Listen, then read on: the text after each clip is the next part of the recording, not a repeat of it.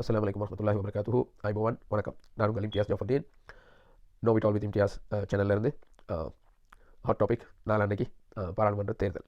இலங்கை வரலாற்றில் ஒரு வரலாற்று முக்கியத்துவம் வாய்ந்த ஒரு பாராளுமன்ற தேர்தல் தான் நவம்பர் 14ஆம் தேதி நாளான்னைக்கு நடக்க இருக்கிறது. எல்லாருக்கும் தெரியும். அதனால் நாங்களும் எங்கள் சேனலில் நாங்கள் இந்த என்பிபி ஆட்சியை பற்றி இந்த தேர்தலை பற்றி என்ன நினைக்கிறோம்ன்றதை பற்றி கொஞ்சம் உங்களோட ஷேர் பண்ணிக்கலாம்னு நினைக்கிறோம். இந்த தேர்தல் உங்களுக்கு எல்லாம் தெரியும். நான் இப்போ சொன்ன மாதிரி ஒரு ஹிஸ்டோரிக்கல், அதாவது இந்த ஜனாதிபதி தேர்தலில் சகோதரர் அனுரகுமார ஏகேடி வென்றது ஒரு ஹிஸ்டோரிக்கல் மூமெண்ட் ஸ்ரீலங்காவுக்கு. அந்த தேர்தலில் எத்தனையோ தேர்தலுக்கு பிறகு இப்போ இந்த இது வரைக்கும் இன்றைக்கு வரைக்கும் செப்டம்பர் 21ஆம் தேதி ஜனாதிபதி தேர்தல் நடந்து இன்னிலிருந்து எத்தனையோ ஹிஸ்டோரிக்கலி யூனிக் விஷயங்கள் நடந்து கொண்டிருக்குது நாட்டில். தெரிஞ்சவங்களுக்கு தெரியும். அந்த என்ன செய்கிறாங்கன்னு பார்க்காம என்பிபிக்கு மண்டாடிச்சு கொண்டு போய் சொல்லிக்கொண்டு அந்த என்பிபிக்கு எதிரான கூட்டங்களுக்கு கடைக்கு போகிற ஒரு எந்த விதமான வெக்கம், மானம், சூடு சொரணை இல்லாமல் கடைக்கு போகிற கூட்டத்தை தவிர நாட்டில் உள்ள அனைத்து மக்களும், ஏகடிக்கு வாக்களித்தவங்க வாக்களிக்காதவங்க எல்லாருமே ஒரு பெரிய மாற்றத்தை, ஒரு நல்ல விதமான மாற்றத்தை ஆல்ரெடி அனுபவிக்க ஆரம்பிச்சிக்கிறாங்க. ஒரு பெரிய ஒரு எதிர்பார்ப்போட இந்த பாராளுமன்ற தேர்தலை ஃபேஸ் பண்ணி கொண்டிருக்கிறாங்க. அப்போ ஹிஸ்டோரிக்கலி அந்த செப்டம்பர் 21 நடந்த ஜனாதிபதி தேர்தல் என்பிபியோட வெற்றி எந்த அளவுக்கு இருந்ததுன்றது நான் சொல்லித்தான் நீங்கள் தெரிஞ்சிக்க வேண்டிய விஷயம் ஒரு அமைப்பு இல்லை. இருந்தாலும் கொஞ்சம் ஞாபகப்படுத்துறதுக்காக கொஞ்சம் சொல்லிக்கொள்கிறேன். அந்த கடைசியாக நடந்த அந்த ஜனாதிபதி தேர்தல் இலங்கையோட அண்மைய வரலாற்று காலங்களோட அண்மைய காலங்களோட பார்க்கக்குள்ள வரலாற்றில் ஒரு பீஸ்ஃபுல் எலெக்ஷன், ஒரு எந்த விதமான அசம்பாவிதங்களும் நடக்காத ஒரு எலெக்ஷனாக நடந்துச்சு. அது மாதிரி எந்த ஒரு வயலன்ஸும் இருக்கல. ஒரு கல் கூட யாருக்கும் அடிக்கல. அப்போ என்பிபி வெல்றதுக்கு முன்னவே தான் எலெக்ஷன் நடந்தது. எஸ், இருந்தாலும் அந்த என்பிபி ஆட்சி வரும்னு தெரிஞ்சிருந்தும் எலெக்ஷனுக்கு முன்னவோ எலெக்ஷனுக்கு பிறகோ எந்த விதமான ஒரு அசம்பாவிதமும் நடக்கல. யாருக்கும் ஒரு கல் கூட அடிக்கலன்னு சொல்கிறமே, அந்த அளவுக்கு ஒரு எந்த விதமான வயலன்ஸும் இல்லாத ஒரு எலெக்ஷன். அது ஒரு வரலாற்று முக்கியத்துவம் வாய்ந்த எலெக்ஷன். இலங்கையோட தேர்தல்களை கிட்ட அண்மை காலங்களில் கம்பேர் பண்ணி பார்க்கும்போது. அடுத்தது அந்த ஒரு புள்ளடி, அந்த எலெக்ஷனில் போட்ட புள்ளடி இலங்கையோட தலையெழுத்தையே மாற்ற போகுதுன்றது தெரிஞ்சவங்களுக்கு தெரிஞ்சிருந்துச்சு. ஆனால் நான் சொன்ன மாதிரி அந்த கடைக்கு போகிற கூட்டத்துக்கு அது விளங்கவே இல்லை. உலகத்தில் இல்லாத கதையெல்லாம் கதைச்சி பொய்யெல்லாம் பரப்பி சேறு பூசி வதந்திகளை பரப்பி என்னவெல்லாம் செஞ்சு பார்த்தாங்க. பட் அது முடிவு வேறு மாதிரி இருந்துச்சு. என்பிபி அதுக்கான முயற்சியை கிட்டத்தட்ட 30 வருடங்களாக அவங்க பாடுபட்டாங்க. இந்த 88, 89 பேசுகிற கூட்டத்துக்கு அதிலிருந்து இன்றைக்கு வரைக்கும் அவங்க எந்த விதமான கரப்ஷனுக்கும் போகாமல், வயலன்ஸுக்கும் போகாமல், எந்த அளவுக்கு இந்த இந்த நாட்டிட, அதாவது ஜனநாயக முறையில் இந்த நாட்டை மாற்றி அமைக்கிற இந்த பயணத்தில் எவ்வளோ கஷ்டத்தோட, எவ்வளோ ஒரு கரடுமுரடான பாதையில் அவங்க அந்த அளவுக்கு சேர்ந்தாங்கன்றது தெரிஞ்சவங்களுக்கு தெரியும். அப்போ அந்த ஒரு புள்ளடியில் என்ன நடந்துச்சு, 50க்கு மேலே கிட்டத்தட்ட அரசியலில் பழுத்த அரசியல்வாதிகள் எல்லாம், இன்க்ளூடிங் 3 பிரசிடென்ட்ஸ், இருந்த 3 பிரசிடென்ட்ஸோட சேர்ந்து க்ளீன் போல்ட். அது ஒரு ஹிஸ்டாரிக்கல் அம்சம் அந்த தேர்தலில். அப்போ அது மாதிரி எத்தனையோ விஷயங்கள் ஒன்று இல்லை. அந்த என்னோட தோழர் அனுரகுமார் சொல்கிற மாதிரி தினோடே லோவெத் நெத்திவேன விதியட, உலகத்தில் எங்கேயும் நடக்காத மாதிரி வெத்தணுன்ற மாதிரி அப்படி ஒரு வெத்தி ஒன்று தான் அது. அப்போ அந்த மெஜாரிட்டியை பற்றி பேசுகிற ஒரு கூட்டம் இருக்கிற 42 வீதமாக அந்த கணக்கு தான் ஓட்டு எடுத்தாங்க. மற்ற 58 வீதம் மற்றவங்க எடுத்தாங்கன்றது இதெல்லாம் ஒரு சுய புத்தி உள்ள, கொஞ்சம் யோசிக்க இயல்பானவங்களுக்கும் இதெல்லாம் ஒரு கதைன்னு சொல்லி கதைக்கிறீங்களேன்னு தான் கேட்க வேண்டியது. மெஜாரிட்டி எடுத்தவங்க ஸ்ரீலங்கா கான்ஸ்டிடியூஷன் படி ஜனாதிபதி அவர் 42 வீதம்னு சொல்கிறது லட்சக்கணக்கான ஃபியூ மில்லியன்ஸ் ஆஃப் ஓட். அப்போ 134 ஓட்டு எடுத்து பிரசிடென்ட் ஆகின ரணில் கூட்டம் இதை பற்றி பேசிக்கிறது ஒரு நகைப்புக்கிடமான ஒரு விஷயம். இப்போ எந்த அளவுக்குன்னு சொன்னால் கிட்டத்தட்ட 50க்கு மேலே பழுத்த அரசியல்வாதிகள் போனது மட்டும் இல்லை, எத்தனையோ ஜெனரேஷன் ஸ்ரீலங்காவோட அரசியல் பரம்பரையே இல்லாமல் போச்சுன்னு தான் சொல்லணும். ராஜபக்ச பரம்பரை, ரணில் பரம்பரைக்கு மாப்பு தான் சஜித் பரம்பரையும் இந்த எலெக்ஷனோட முடிஞ்சு போகும். பரம்பரைகள் தான் ஆட்சி செஞ்சு கொண்டிருந்த ஸ்ரீலங்காவை. சாதாரண மக்கள் ஆட்சி செய்யலையே. சாதாரண மக்களோட வாக்குகளை வாங்கி பரம்பரைகள் தான் ஆட்சி செஞ்சு கொண்டிருந்த ஒரு 3-4 பரம்பரைக்கும் ஒரு ஆப்பு. அதுவும் ஒரு வரலாற்று முக்கியத்துவமான விஷயம். அடுத்தது ஒரு ரேசிசம், என்ன சொல்கிற துவேசத்தை தூண்டி தான் இப்போ அண்மையை நடந்த எலெக்ஷன் எல்லாத்தையுமே செஞ்சது. அதுக்கு என்னென்ன எல்லாம் செய்யணுமோ அதெல்லாம் செஞ்சு அது மாதிரி தான் அந்த எலெக்ஷனில் கொண்டு போனது. அப்போ இந்த கடைசியாக நடந்த எலெக்ஷனில் அதுக்கு இடம் வைக்கல. என்னோட கம்ராட் அனுரகுமார் திசாநாயக்கையும் அவங்களோட பாட்டியும் அதாவது எல்லா மக்களையும் இணைத்து கொண்டு எந்த விதமான துவேச கதைகளும் கதைக்காமல் இந்த எலெக்ஷனில் வெற்றி அடைஞ்சு ஜனாதிபதி ஆவினார் தோழர் ஏகேடி. ஆனஸ்ட்லி சொல்கிறேன்டா, துவேசம் பேசினது சில வெக்கங்கிட்ட முஸ்லீம் எம்பிகள் மட்டும்தான், ஐலண்ட் வைட். அதான் நடந்துச்சு. மாற்று மதத்தில் உள்ள துவேசம் பேசுகிறவங்களுக்கு அங்கே பெருசாக இடமும் இருக்கவே இல்லை. அதே நேரம் இந்த துவேசம் விஷயத்தை நாங்கள் பேசும்போது எனக்கு இட்டாலியில் நடந்த இந்த இஸ்ரேலிய இராணுவ வீரர்களுக்கு கொடுத்திருக்கிற செஞ்சிருக்கிற வசதிகள், அவங்க இந்த நாட்டுக்கு பண்ண போகிற அநியாயங்கள், மற்ற எங்களோட அந்த ஒரு சகோதரி, அவனோட பேர் என்ன, சரோஜினியா போல்ராஜா என்னமோ, அவள் ஒரு 2019 பேசின ஒரு பேச்சு, இதெல்லாம் பற்றியும் நாங்கள் மென்ஷன் பண்ணி ஆகணும். அதெல்லாம் தனியாக பேச வேண்டிய சப்ஜெக்ட். நாங்கள் தனியாக பேசுவோம், வேறு வீடியோவில் பேசுவோம் அதில். அப்போ இப்போ அவள் பேசின பேச்சு ஒரு ஒரு மிகவுமே கண்டிக்கப்பட வேண்டிய ஒரு பேச்சு, அதில் எந்த சந்தேகமுமே இல்லை. அதை அவங்க கண்டிக்கிறாங்க. இதுக்கு பிறகும் அது மாதிரி நடக்காதுன்ற ஒரு உத்தரவாதத்தை என்பிபி சகோதரர் விஜித் ஹேரத் கொடுத்தாரு. அது சம்மந்தமான பிடிஎஃப்களும் வெளியே வந்திருக்குது, எல்லாரும் பார்த்துருப்பீங்க. எப்படியோ அவ பேசின விஷயங்கள் எங்களுக்கு லைட்டாக எடுக்கவும் மேலாது. அதாவது ஒரு முஸ்லீம்கள வகையில் மார்க்கத்தில் அல்லாஹ் ரசூல்கிட்டேருந்து வந்தது, குர்ஆன் ஹதீஸ்லேருந்து வந்த விஷயங்களை சில அதாவது மாற்றங்கள் கொண்டு வர வேண்டிய நீதிகள் இருக்குது. உலக அமைப்புல மார்க்கத்திட கட்டளைக்கு மாறுபடாத விதங்களில் சில மாற்றங்கள் பண்ணுறதுல முஸ்லீம்களுக்கும் பெரிய ஆட்சேபனை ஒன்று இல்லை. ஆனால் அவள் பேசின விஷயங்கள் வந்து அதில் ஒன்று என்ன விளங்குதுன்னு சொன்னால், அவருக்கு எங்களோட மார்க்கத்தை பற்றின ஒரு போதிய அறிவு இல்லை, அவள் அடைஞ்சு கொள்ள முயற்சிக்கவும் இல்லை. அவருக்கு அந்த அறிவை கொடுக்குறதுக்கு எங்களோட உலமாக்களோ இல்லை எங்களோட அரசியலில் இருக்கிற மார்க்கம் தெரிஞ்சவங்களோ முயற்சி பண்ணல. இதுக்கு போகிற சரி பண்ணுவாங்கன்னு நினைக்கிறேன். அவங்க மட்டும் இல்லை, அவள் மாதிரி இஸ்லாத்தை இன்னும் எவ்வளோ பேர் தவறுதலாக புரிஞ்சு கொண்டிருக்கிறாங்களோ அவங்களுக்கு. அப்போ அதையும் நாங்கள் மென்ஷன் பண்ணிக்கொள்ளணும். அது இல்லாமல் கம்பேர் டு மற்ற இவ்வளோ நாளும் இருந்த இந்த ராஜபக்ச கூட்டமாகட்டும், இந்த ரணில் கூட்டமாகட்டும், சஜித் தொடைகிற கூட்டமாகட்டும், இவங்க பேசின துவேசங்களுக்கும் இந்த இவ ஒரு ஆள் பேசின துவேசத்துக்கும் வந்து கிட்ட கேளான்றது தெரிஞ்சவங்களுக்கு தெரியும். அப்போ அடுத்தது நாங்கள் என்பிபிக்கு நாங்கள் சப்போர்ட் பண்ணுறது, இப்போ இந்த ஜனாதிபதியாக வெண்ணத்துக்கு போகிறோம் இல்லை, வெண்ணத்துக்கு போகிற சப்போர்ட் பண்ணுறவங்க எல்லாம் மோசம்னு நான் சொல்லலை. அது அவங்கள நாங்கள் வெல்கம் பண்ணுறோம், கட்டாயம் வெல்கம் பண்ணுறோம். இப்போ நாங்கள் சிஎட துணை 3% ஜேவிபி எடுத்த டைம்லையும் நாங்கள் அவங்களோட தான் இருந்தோம், சரியான மக்களோடு இருந்து கொண்டோம், வரலாற்றில் என்ற ஒரு பெருமையோடு தான் இருக்கிறோம். 3% எடுத்தாலும் நியாயத்தின் பக்கம் நின்றோம் என்ற ஒரு சந்தோஷத்தோடு தான் இருக்கிறோம். அப்போ இனி வரலாற்று முக்கியமாக இந்த தேர்தல் சொல்லக்கூட இன்னொரு விஷயம் என்னென்னா, 3 பேர் பார்லிமெண்ட்லேருந்து ஒரு ஜனாதிபதி அடைஞ்சிக்கிறாங்க. இது ஸ்ரீலங்காவில் ஃபஸ்ட் டைம். நாங்கள் இதுக்கு முந்தைய ஒரு கேள்விப்பட்டில்லை, நடந்தும் இல்லை. ஹிஸ்ட்ரி டெஃபினெட்லி வேர்ல்டில் இது மாதிரி எங்கேயும் நடந்திருக்கிறான்றது கொஞ்சம் தேடி பார்க்கணும். எனக்கு அதை பற்றின ஒரு சம்பூர்ணமான நாலேஜ் ஒன்றும் இல்லை. மற்றது ரெப்ரசன்டேஷன் பார்த்தா பார்லிமெண்ட்டில் அவுட் ஆஃப் 225 பார்த்தா 1.33 1.33 ரெப்ரசன்டேஷன் தான் அது 3 பேருக்கு. ஸோ 1.33 ஒரு பிரசிடென்ட் ஆவினார். மற்றது ஸ்மாலஸ்ட் கேபினட் சொல்லக்கூட எல்லாரும் சொல்கிற 3 பேருன்னு சொல்லல. எங்களுக்கு ஒரு ஆள் தான் சொல்லணும். என்ன சொன்னால், ஒரு ஆள் ஜனாதிபதி, ஒரு ஆள் பிரதமர், ஒரு ஆள் தான் கேபினட். 3 பேர் சேர்ந்து தான் கேபினட். அதாவது இப்போ இந்த கல்ச்சரும் முந்தி இருக்கலையே ஸ்ரீலங்காவில்.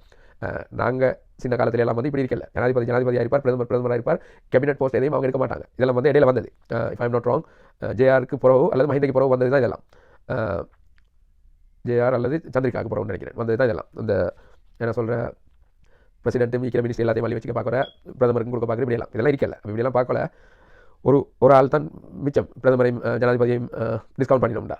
ஸோ 3 பேர் எப்படியோ இப்போ 3 பேர் தானே கேபினட். ஓகே, அது மாற்றிட்டாங்களே. இப்போ 3 பேர் கேபினட்டை வச்சுக்கொண்டு எவ்வளோ எஃபிஷியண்ட்டாக சோஃபா வேலை செஞ்சு கொண்டிருக்கிறாங்க. அதில் நலவுகள் விளங்குறவங்களுக்கு தான் அதெல்லாம் விளங்கும். அதுலேயும் குறை தேடிக்கொண்டே இருக்கிற ஒரு கூட்டம் அவங்களோட வாழ்க்கை முடிவு வரையும் தேடிக்கொண்டு தான் இருக்க போகிறாங்க. இப்போ அவங்க எவ்வளோ வேலை செஞ்சு கொண்டிருக்கிறாங்க.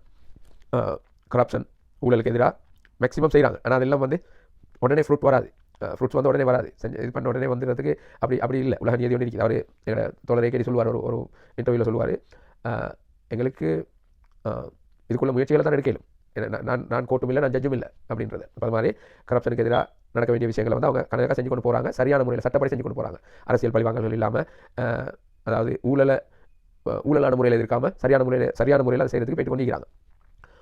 அடுத்தது வந்து என்னென்னு சொன்னால், இது வரைக்கும் அவங்க எவ்வளோ வேலை செஞ்சுக்கிறாங்க. இந்த ஒரு இப்போ 21 ஒரு 55 டேஸ் பிரசிடென்சி எலெக்ஷனுக்கும் பார்லிமெண்ட் எலெக்ஷனுக்கும் ஒரு 55 டேஸுக்கு இடையில் எவ்வளோ வேலை செஞ்சுக்கிறாங்க 3 பேர் இருந்து கொண்டு. ஒரு very efficient cabinet, smaller cabinet, corruption இல்லாத ஒரு ஸ்ரீலங்கா உருவாக்குறதுக்கு படாத பாடுபட்டு கொண்டிருக்கிறாங்க. அவங்க சொன்ன மாதிரி அதை செஞ்சு கொண்டிருக்கிறாங்க. சரியா, அத்தியாவசிய பொருட்களோட விலையெல்லாம் 7 அளவு குறைச்சிக்கிறாங்க. மற்றது ஒரு க்ளீன் ஸ்ரீலங்கான ஒரு கன்செப்ட் வந்து ஸ்ரீலங்காவை க்ளீன் பண்ணுறதுக்கு உள்ள முயற்சிகளை முழு மனதாக செஞ்சு கொண்டிருக்கிறாங்க. மற்ற டிஜிட்டல் ஸ்ரீலங்கா, இப்போ பார்லிமெண்ட் எலெக்ஷன் முடிஞ்ச ஒரு பதவி அவங்க கைக்கு போகுன்றதுல எந்த சந்தேகமும் இல்லை. அதுக்கான அறிகுறிகள் எல்லாமே தாராளமாக தெரியுது. அவங்க ஒரு 3 இயர்ஸ் உள்ளுக்கு வந்து டிஜிட்டல் ஸ்ரீலங்கா மேக்ஸிமம் வந்து எல்லாத்தையும் டிஜிட்டலைஸ் பண்ணி, அதாவது அதில் வந்து நாட்டுக்கு மக்களுக்கு எல்லாத்தையும் இலகுவாக்குறது மட்டும் இல்லை, அதில் டிஜிட்டலைஸ் பண்ணினா வந்து இந்த கரப்ஷனை குறைக்கலும், இன்னும் நிறைய குறைக்கலும்.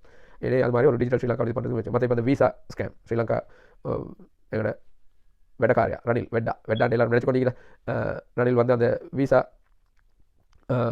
கொடுக்குறத வந்து ஒரு ப்ரைவேட் கம்பெனிக்கு விஎஃப்எஸ்ன்னு கொடுத்து அதில் ஒரு பெரிய ஒரு ஸ்கேம் ஒன்று போச்சு. அப்போ அதை ரிவர்ஸ் பண்ணலான்னு சொல்லி கொண்டிருந்தாங்க. பட் இவங்க ஆட்சிக்கு வந்து, அதாவது 3 பேர் கொண்ட இந்த கேபினட் அமைச்சு ஒரு 2-3 நாள்லேயே வித்தின் 24 ஹவர்ஸ் அதை ரிவர்ஸ் பண்ணி விட்டாங்க. சரியா, no more VFS, get lost, எங்கள் கண்ட்ரி விசாஸ் இதை நாங்கள் பார்த்துக்கொள்கிறோம். அது மாதிரி இப்போ பாஸ்போர்ட், அதுக்கும் எதுக்கு என்னத்தை சொல்லணும்னு இல்லாமல் குறை கண்டு கொண்டிருக்கிற ஒரு கூட்டம். சரியா, சரி ஜோக் ஆகி பார்க்குறதுக்கு. நான் ஒரு போஸ்ட் ஒன்று பார்த்தேன். அந்த ஒருத்தர் சொல்லிக்கிறாரு, ஏன்னா இந்த அம்யூஸ்மெண்ட் பார்க்கறதுக்கு போகிற டிக்கெட் மாதிரி இது பாஸ்போர்ட் அப்படின்னு, இதில் ஸ்டாம்ப்ஸ் அடித்தா இதெல்லாம் இந்த கிளியராக விளங்குமா அப்படின்னு. இன்னொரு கதை. நாங்கள் இருக்கிறது அமெரிக்காவில் பாஸ்போர்ட் அப்படி தான். மற்ற ஃபிலிப்பைன்ஸில் பாஸ்போர்ட் அப்படி தான். அப்போ எந்த பிரச்சனையும் இல்லை. அது வந்து பெரிய டாக் அடிக்கிறது அது ஒரு அந்த சீனரிஸ் அது இதெல்லாம் அந்த பாஸ்போர்ட்டில் இருக்கிறது வந்து ஒரு லைட்டாக அடிச்சிக்கிறது. அப்போ அது ஒரு வேர்ட் ஆஃப் மவுத், அதாவது advertisement, one of the biggest advertisement. நாங்கள் அந்த பாஸ்போர்ட்டை தூக்கி கொண்டு போகும்போது எவ்வளோ ஆஃபீஸர்ஸ் மாதிரி அதை பார்க்க போகிறாங்க, எவ்வளோ நாட்டில் உள்ள எவ்வளோ ஆஃபீஸர் மாதிரி அந்த பாஸ்போர்ட்டை பார்க்கும்போது அவங்களுக்கு ஒரு ஸ்ரீலங்கா விசிட் பண்ணணும்னு ஒரு ஆசை ஒன்று வரும். ஸோ அப்போ ஒரு ஃப்ரீ ஆஃப் சார்ஜ் ஒரு easy way of advertising our country. எங்களோட டூரிசம் இண்டஸ்ட்ரி இது பண்ணுறதுக்கு வந்து one of the best ways choose பண்ணிக்கிறாங்க அவங்க. ரியலி அப்ரிஷியேட் அவங்க அந்த அந்த அந்த அந்த ஐடியாவுக்கு. ஐ மீன் எனக்கு உண்மையாக பார்த்துட்டாடே இப்படியெல்லாம் யோசிக்கிறாங்களா, வெரி குட். அப்போ அது மாதிரி மற்றது ஹை ப்ரொஃபைல் கேசஸ் எல்லாம் வந்து ஆல்ரெடி இன்கொயரிஸ் வந்து ஸ்டார்ட் பண்ணிட்டாங்க. அதுக்கு தேவையான ஆஃபீஸர்ஸ் மாதிரியும் எல்லாம் எல்லா டிபார்ட்மெண்ட்டுகளுக்கும் தேவையான அளவு போட்டு தான் இருக்கிறாங்க. எல்லாம் நடந்து கொண்டிருக்குது. ஸோ பாராளுமன்றமும் பெரும்பான்மையாக கிடைக்கணும், 2/3 மேலே கிடைக்கணும். கிடைச்சதுக்கு பிறகு இந்த நாட்டை ஒரு வேறு லெவலுக்கு செஞ்செடுக்கிறதுல என்பிபி வந்து டெஃபினட்டாக வந்து செய்வாங்கன்றதுல எங்களுக்கு பெரிய நம்பிக்கை இருக்குது. மற்றது ஃபார்மர்ஸ் மற்றது எங்களோட ஃபிஷர்மேன் யார் கடை தொழில் செய்கிறோம் இவங்களுக்கான உதவிகள் எவ்வளோ செஞ்சு கொண்டிருக்கிறாங்க. மற்றது இந்த ஒவ்வொரு ஸ்ரீலங்காவில் ஒவ்வொரு டிபார்ட்மெண்ட்லேயும் வந்து கணக்கில் அடங்காத நினைச்சு பார்க்க இல்லாத அளவுக்கு கரப்ஷன். சில விஷயங்களை இப்போ அவங்க தேடி கொண்டு போகும்போது அது எங்கே தொடங்கி எங்கே முடிக்கிறது விளங்குற இல்லாத அளவுக்கு கரப்ஷன். அதெல்லாம் செஞ்சு கொண்டு போகிறாங்க கொஞ்சமாக எல்லாத்தையும். அதாவது இப்போ பார்லிமெண்ட் எலெக்ஷனுக்குள்ள கம்பெனியும் பண்ணணும், அதுக்கடையில் இதையும் பார்க்கணும். பட் எப்படியோ எல்லாத்தையும் சக்ஸஸ்ஃபுல்லி செஞ்சு கொண்டு போகிறாங்க. மற்றது பிரசிடென்சியல் செக்ரட்டேரியட்டில் வந்து ஜனாதிபதி செயலகத்தில் வந்து 24 hours ஹாட்லைன் ஒன்று கிரியேட் பண்ணிக்கிறாங்க. மக்களோட பிரச்சனை, நாட்டில் மக்களோட பிரச்சனை, இதெல்லாம் வந்து அந்த முதல்வன் மாதிரி இந்த படத்துகளில் நாங்கள் பார்த்த விஷயங்கள் ரியாலிட்டியில் இன்றைக்கி ஸ்ரீலங்காவில் நடந்து கொண்டிருக்குது. இதை அப்ரிஷியேட் பண்ணுறவங்களுக்கு பண்ணிடாதவங்களுக்கு பண்ணல, அவ்வளோதான். அப்போ மக்களோட பிரச்சனைகளை வந்து 24 hours கேட்குறதுக்கு ஹாட்லைன் கிரியேட் பண்ணி வச்சுக்கிறாங்க. இது மாதிரி இருக்குது, லிஸ்ட் போட்டுக்கொண்டே போகலாம். அப்போ தெரியும் இல்லீகல் வெஹிக்கல்ஸ் எல்லாம் அடுத்தது எப்படி மிஸ்யூஸ் பண்ணினாங்க, கவர்மெண்ட் ஆர்கனைசேஷன்கள் கவர்மெண்ட் இன்ஸ்டிடியூஷனில் வந்து எப்படி மிஸ்யூஸ் பண்ணாங்க. மற்றது களவெடுத்த வெஹிக்கல் இங்கிலாண்டில் களவெடுத்து கொண்டு வந்து நம்பர் பிளேட் கூட இல்லாமல் ரெஜிஸ்டர் கூட பண்ண தேவையில்லை. அவங்களுக்கு ஒரு நீதி, மக்களுக்கு ஒரு நீதி. ஸ்ரீலங்காவில் பொலிட்டிஷியனாக இருந்தால் எதுவும் செய்யலாம், எது வேணுனாலும் செய்யலாம், யாருக்கும் பயப்பட தேவையில்லை. அப்படி ஒரு இதில் தான் அவங்க இருந்தாங்க. இப்போ எல்லாம் பிடிச்சி கொண்டு போகிறாங்க.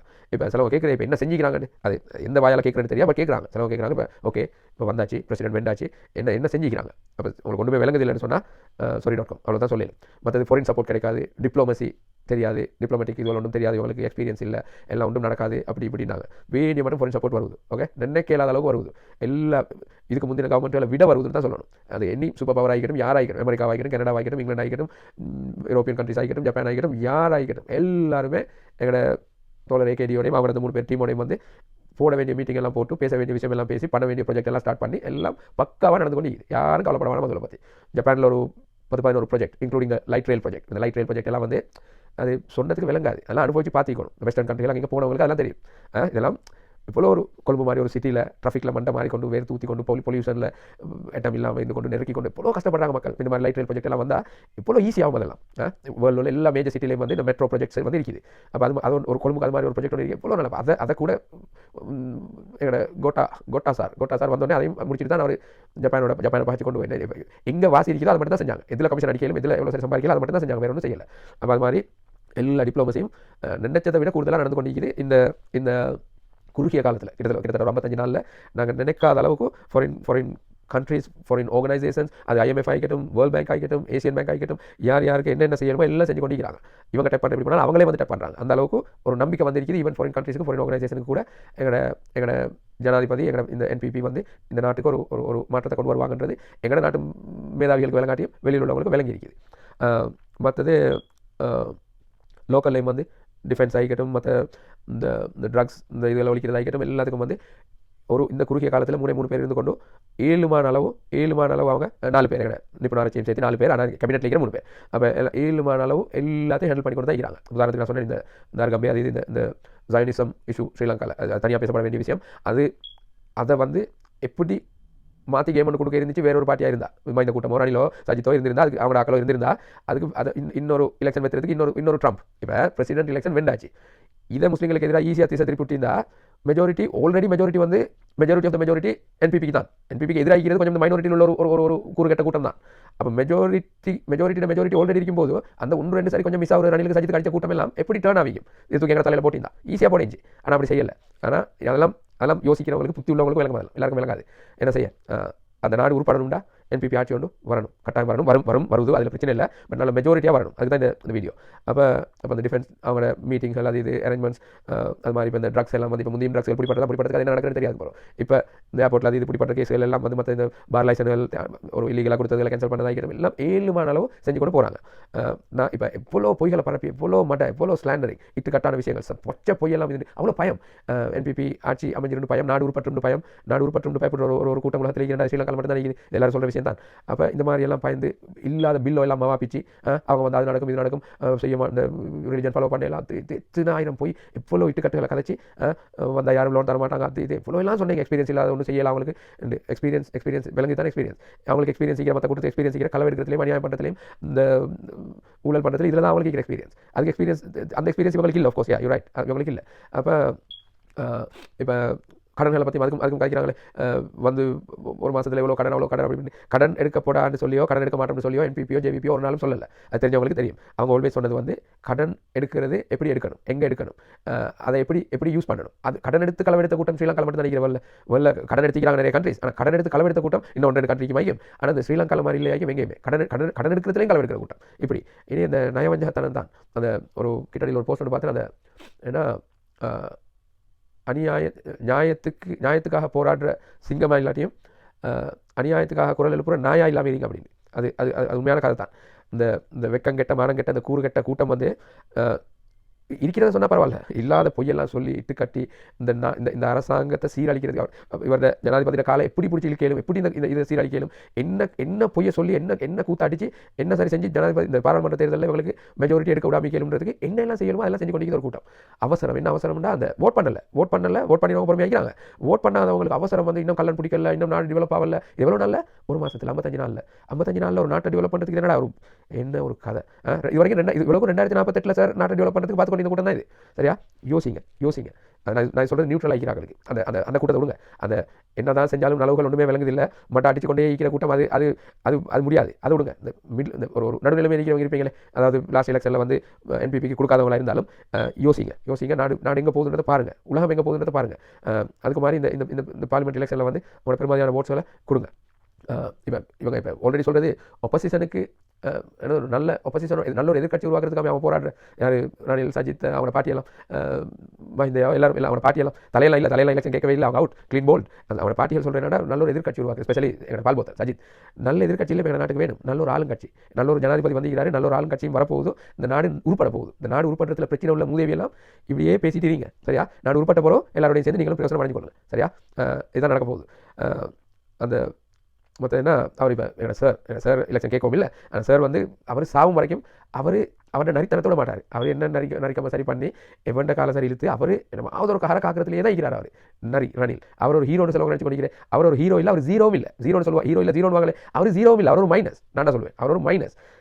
அந்த பார்ட்டியை டிஸ்ட்ராய் பண்ணி நாசமாக்கி யூஎம்பியை எவ்வளோ பெரிய ஒரு பார்ட்டி அதை நாசமாக்கி சீரழிச்சு எலெக்ஷனில் அவர் தோற்றது மட்டும் இல்லை, முழு பார்ட்டியும் தோற்று ஒரு சீட் கூட கிடைக்காம அதில் அந்த மனாப்பே என்ன கூட இல்லை, அதில் மனாப்பே என்ற அளவுக்கு கூட இல்லை, கொழும்புல ஒரு சீட் கூட கிடைக்கல. அந்த முழு பார்ட்டிக்கும் முழு கண்ட்ரிலையும் கிடைச்ச ஓட்ஸில் ஒரு இது மிச்சம் பேருக்கு மறந்து அந்த முழு கண்ட்ரிலையும் முழு பார்ட்டிக்கும் கிடைச்ச ஓட்ஸில் ஒரு போனஸ் கிடைச்சிச்சு. அது சரின்னு சொன்னால் நேஷனல் லிஸ்ட்டில் ஃபர்ஸ்ட் இருக்கிறவருக்கு தான் சட்டப்படி கொடுத்துருக்கணும். அதை அரசியல் அமைப்பு எல்லாத்துக்கும் மண்ணை கூட்டி இல்லீகலாக பார்லிமெண்ட்டுக்கு வந்து கடைசிக்கு இந்த அறகலையில் கோட்டாட கூட்டத்தை காப்பாற்றுறதுக்கு 134 பேர் ஓட் பண்ணி பிரசிடென்ட் ஆக்கி விட்டுட்டு அது ஒரு ஹீரோ நினைச்சிட்டு திடீர் ஒரு கூட்டம், வெக்கங்கெட்ட கூட்டம். சென்ட்ரல் பேங்க்கு ஆட்டையை போட்டு விற்கிற அவ்வளோ இந்த லாபம் தரக்கூடிய இதுகளையும் விற்கிறதுக்கு பிளான் பண்ணி விற்று நாட்டை காவு கொடுத்துட்டு அவர் ஒரு ஹீரோவா. அவர் ஜீரோவும் இல்லை, அவர் மைனஸ். அவருக்கு எவ்வளோக்கும் இன்னும் இந்த 134 பேர் சேர்ந்து ஒரு 2 வருஷம் பிரசிடென்ட் ஆகி விட்டாங்க. 134 பேர், மில்லியன்ஸ் எல்லாம் இல்லை, லட்சங்கள் மில்லியன்கள் எல்லாம் இல்லை. எலெக்ஷன் எல்லாம் பண்ணி பிரசிடென்ட் ஆகல, 6 தடவை பிரைம் மினிஸ்டர் ஆகி நாட்டில் ஒரு மண்ணும் கிளிக்கல. அவர் வந்து என்ன சொல்கிறேன், ஒரு 134 கல்லணுவல் அவனோட காப்பாற்றிக்கிறதுக்கு இவரை ஜனாதிபதியாக்கி ஒரு 2 வருஷம் இருந்துட்டு அவர் ஒரு விஸ்ராமிக்க ஜனாதிபதியாம். அவருக்கு செக்யூரிட்டிக்கு ஒரு 160 பேர் வேணுமாம், ஒரு 15 செஃப் வேணுமாம், இவருக்கும் வைஃபும் அவர் தான் இருக்கிறேன். 15 செஃப் வேணுமாம், 20 வெஹிக்கல் வேணுமாம், 30 கொடை வேணுமாம். பொதுமக்கள் சல்லி இல்லையா, பொதுமக்கள் சல்லியில் 30 கொடை வேணுமாம். எங்கே பிடிக்கிறதுக்கும் தெரியாது. இவர் ஒரு அந்த விண்ட் அண்ட் வீசா ஸ்கேம்னு சொல்லி அந்த 2 ப்ராஜெக்ட் அந்த ஏர்போர்ட்டில் இருந்த அந்த விசா ஸ்கேமுக்கும் அந்த விண்மில்ஸ் அந்த காற்றாலைகள் போன்ற ஒரு ஸ்கேமில் 685 பில்லியன் அது வேஸ்டேஜ். 685 பில்லியன் ருபீஸ் அதில் உள்ள வேஸ்ட். சென்ட்ரல் பேங்க்குக்கு எந்த இன்கொயரியும் இல்லை. அவனை தப்ப விட்டுட்டோம். சென்ட்ரல் பேங்க் அவனை அவனுக்கு எல்லாம் குடும்பத்தோட தப்ப விட்டுட்டோம். இவர் ஒரு ஹீரோவாக இவர். இந்த அறகலை அது இந்த உலகத்தில் எங்கேயும் நடக்காத ஒரு அறகலை தான் அது. சில நேரத்துக்கு அந்த எங்கட விஷயம் எங்களுக்கு பெருசாக விளங்குறதில்ல. வேலை எங்கேயும் அது மாதிரி ஒரு அறகலை ஒன்று நடக்கல. அதில் பல கூட்டங்கள் இருந்துச்சு, அது வேற கதை. பட் அதை அந்த அளவு ஆர்கனைஸாக செஞ்சு இந்த நாட்டில் இன்றைக்கி ஒரு நாடு ஒரு மறுமலர்ச்சி அடைகிற நிலைமைக்கு வந்திருக்குன்னு சொன்னால் அதுக்கு அந்த அறகலையே காரணம். அப்போ அதை நாசமாக்கி இது பண்ணி அதில் கூட படிக்கல, அந்த அறகலையில் கூட படிக்கல. அதுக்கு புறவும் அறகலைக்கு புறவும் கள்ளக்கதவால பிரசிடென்ட் ஆகின மூதேவி போகும் வரையும் களவெடுத்துட்டு இருந்தது போதாத்துக்கு போன புறவும் மக்கள் சல்லியிலே வாழ்றதுக்கு எப்படி? அவர் ஒரு பெரிய ரதலையாம், அவர் பெரிய ஒரு படித்தவராம், பெரிய ஒரு டிப்ளமேட்டாம், பெரிய ஒரு வெட்டாவாம், அவர் ஒரு பெரிய இந்த பெரிய ஒரு வம்சத்தில் வந்தவர் மாதிரி தான் கதைக்கிறேன். இந்த வயசுலேயும் பொதுமக்கள் சல்லியில் கொடை பிடிக்க நினைக்கிறாரு. இவர் சொல்கிறது இவர் சொல்கிறதெல்லாம் கேட்டு மறு ஆட்சிக்கு வந்துக்கிறதுக்கு அது மாதிரி அந்த பால் போத்தல் அது ஒரு ஜோக்கர். அது ரணில் இந்த சஜித் அதை என்ன பேசுகிறது அதுக்கே தெரியா. அதில் பின்னால் ஒரு கூட்டம் உலகத்தில் உள்ள அவ்வளோ துவேசிகளும் அவரோட உள்ள கள்ள கூட்டம் எல்லாம் ரணிலோடையும் நாமலோடையும் மைந்தோடையும் இந்த கூட்டத்தோடையும் இனி இது கடைசி சான்ஸ், இதுக்கு போகிற சான்ஸ் கிடைக்காது. அதாவது இப்படி எலெக்ஷனில் என்பிபி மெஜாரிட்டி எடுக்கிறது பார்லிமெண்ட் எலெக்ஷனில் வந்து அந்த 94 சந்திரிகா சொன்ன மாதிரி அந்த நெகன இறங்கி இறப்பாயனமாக நிசக்காய் கிழக்கில் சூரியன் உதிக்கிற மாதிரி கன்ஃபார்மான ஒரு விஷயம். அதில் எந்த இதுவும் இல்லை. ஆனால் மேக்ஸிமம் பவரை கொடுத்தா தான் இந்த நாடு மேக்ஸிமம் உருப்படும், அவசரமாக இந்த நாடு ஒரு நிலைமைக்கு வரும்ன்றதுல வந்து எகெயின் தெரிஞ்சவங்களுக்கு தெரியும். சரியா 2/3 மேலே அவங்களுக்கு வரதுக்கு ஒரு ஸ்ட்ராங் கவர்மெண்ட்டை கரப்ஷன் இல்லாத கரப்டட் ஒப்போசிஷனும் இல்லாத ஒப்போசிஷன் எப்படி வரும் ஆரம்பிக்காது ஒப்போசிஷனோடு வரும். அந்த கூட்டமைகளுக்கு தேவையே இல்லை. சரியா ஒரு ஸ்ட்ராங் கவர்மெண்ட் அமைக்கிறதுக்கு எல்லாரும் ஓட் பண்ணுற வழியை பாருங்கள். இந்த நெப்போட்டிசம் என்னது இந்த குடும்ப ஆட்சி இல்லாமல் ஆக்கிறதுக்கு 14ஆம் தேதி நீங்கள் அடிக்கிற செகண்ட் புல்லடி வந்து செப்டம்பர் 21 அடிச்ச மாதிரி மிகவும் முக்கியமான இம்பார்ட்டன்டான ஒரு புள்ளடின்றத மறந்துடமானம். செப்டம்பர் 21 யாருக்கெல்லாம் சான்ஸ் கிடைக்கலையோ என்பிக்கு போடுறதுக்கு உங்களுக்கு இன்னொரு சான்ஸ் கிடைச்சிருக்குது. வரலாற்றில் வந்து சரியான பக்கம் நின்று கொண்டோம், சரியான மனிதர்களோடு நின்று கொண்டோம்னு சொல்லி ஒரு சாட்டிஸ்ஃபேக்ஷன் எப்போ சரி உங்களுக்கு கிடைக்கும். நாங்கள் அதுக்காக சரி இந்த முறையாவது 14ஆம் தேதி ஓட்ட சரி என்பிபிக்கு அடிக்கிற வழியை பாருங்கள். நான் சொல்கிறேன், இதுலேயும் நீங்கள் இந்த கேடுகட்ட கூட்டத்துக்கு சஜித்துக்கோ ரணிலுக்கோ மைந்தக்கோ இந்த கூட்டங்களோட பேசி நின்றீங்கன்னா டெஃபினட்டாக ஒரு காலம் வரும், நீங்கள் வெக்கப்படுவீங்க, ஃபீல் பண்ணுவீங்க. அது இவ்வளோ ஒரு நல்ல ஒரு ஆட்சி உண்டு நானும் ஒரு புள்ளடி அடிக்காம விட்டேன்னு சொல்லி கவலைப்பட்ட ஒரு காலம் வரும். என்றால் நாங்கள் 76 வருஷமாக பார்த்த அரசியலுக்கும் இப்போ நாங்கள் கடைசி 54 53 நாளாக பார்த்து கொண்டிருக்கிற அரசியலுக்கும் சம்மந்தமே இல்லை, கிட்டவும் இல்லை. சரியா அதை நான் சொல்கிறேன், அதை எக்ஸெப்ட் பண்ணுறவங்களுக்கு தான் பண்ணிடலாம். அப்படி ஒரு நல்ல முறையில் ஏழுமானதெல்லாம் செஞ்சு கொண்டு போகிறாங்க. சரியா ஸோ இந்த லாஸ்ட் சான்ஸ் இதை மிஸ் பண்ணாதீங்க. இந்த கேடுகட்ட ஊழல்வாதிகளை மொத்தமாக கூண்டோட கைலாசம் கூண்டோட வீட்டுக்கு அனுப்புகிற வழியை பாருங்கள். இதை வந்து இந்த இன்க்ளூடிங் இருந்த 3 ஜனாதிபதி இந்த அரசியல் பரம்பரைகளுக்கெல்லாம் விளங்கிட்டு, இந்த கலெக்டர் கூட்டத்துக்கெல்லாம் விளங்கிட்டு, இந்த வக்காலத்து வாங்குற முழு தின்றவர்களுக்கு தான் விளங்குது இல்லை இன்னும். அதனால தான் அவங்க எலெக்ஷனே கேட்கல.